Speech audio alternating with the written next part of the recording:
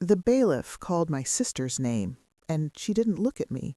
That's how I knew she still believed I'd flinch. I stood behind the rail, hands folded, breath steady. The courtroom smelled like old wood and disinfectant. My parents sat 2 rows back, close enough for me to hear my mother's rosary beads click like a countdown. My father cleared his throat. They were here for her. They always were. I got ready to speak. I didn't always know what betrayal sounded like. I thought it was loud, screaming, doors slamming, plates breaking. I was wrong. Betrayal is quiet. It's a credit alert at 2:13 a.m. It's a letter stamped "Final Notice" addressed to your name in a handwriting you don't recognize. My sister and I grew up sharing everything: a room, secrets, clothes. She learned my social security number before I learned to drive. She watched me sign my name until it became muscle memory. When she hugged me, she counted my breaths. When she smiled, she studied my tells. I trusted her because the house taught me to. The first card appeared like a typo, a store I'd never shopped at, a balance I didn't remember. I froze the account. Then another arrived. Then another. Airlines, jewelry, cash advances pulled like teeth from ATMs across town. The total climbed: 14K, 32K, 51K, 78K. I didn't cry. I audited. Patterns formed, statements mailed to her apartment, password resets sent to an email I didn't own, security questions answered with facts only family knew: our dog's name, our mother's maiden name, the street we grew up on. I asked my parents for help. I asked for truth. They asked me to forgive. "She's struggling," my mother said, eyes wet, voice practiced. "Don't ruin her life," my father said, already calculating appearances. I didn't argue. I took notes. I pulled my credit reports and highlighted every fracture. I logged dates, IP addresses, merchant codes. I filed affidavits. I froze my identity and documented the thaw. I requested surveillance from the ATM near her place, the one that showed a familiar profile, hair tucked behind an ear the way she did when she lied.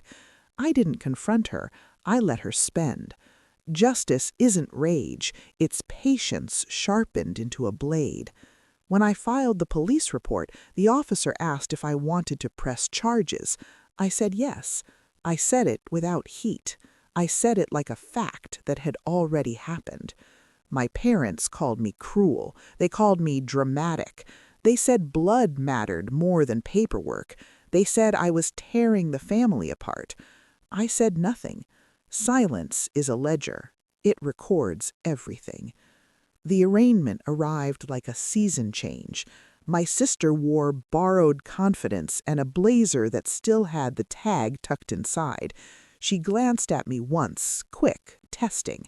I didn't blink. She sat beside her attorney and whispered. He nodded, unaware he was nodding into a trap. Then my parents took the stand. They testified against me. They said I was mistaken, that I was forgetful, that stress made me unreliable. My mother cried on cue. My father used my childhood nickname like a weapon, softening the room. The judge listened. He took notes. He waited.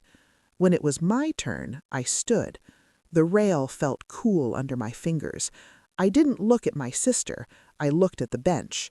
I spoke in numbers, dates, times, transactions, IP addresses traced to her router, ATM footage with timestamps, signature comparisons, emails recovered, a recorded voicemail, her voice breathy with relief, thanking a card rep for fixing my account.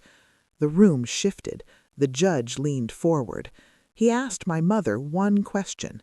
"Ma'am," he said gently, "if this debt were yours, if your name were on every account, would you still call this forgiveness, or would you call it theft?" My mother's face collapsed, not into tears, into truth. She tried to answer.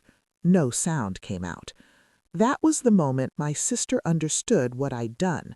Not reported her, replaced her. I had taken back my name. She had been wearing it like a costume. Now it didn't fit. The gavel fell. Conditions were set. The charges stood. My parents didn't look at me as the courtroom emptied. They couldn't. I was no longer the version of me they could talk over. Outside, the air felt earned. I didn't feel victorious. I felt clean. I rebuilt my credit with the same precision I'd used to burn down the lie, one account at a time, one boundary at a time. I changed my numbers. I changed my locks. I changed my definition of family. My sister lost access to my life the way she'd lost access to my name, suddenly and forever. People ask if I regret it, if I wish I'd handled it privately, if I miss her. I tell them this: forgiveness is a choice. Accountability is a consequence. I chose myself, and for the first time, the name on my documents belonged to me again.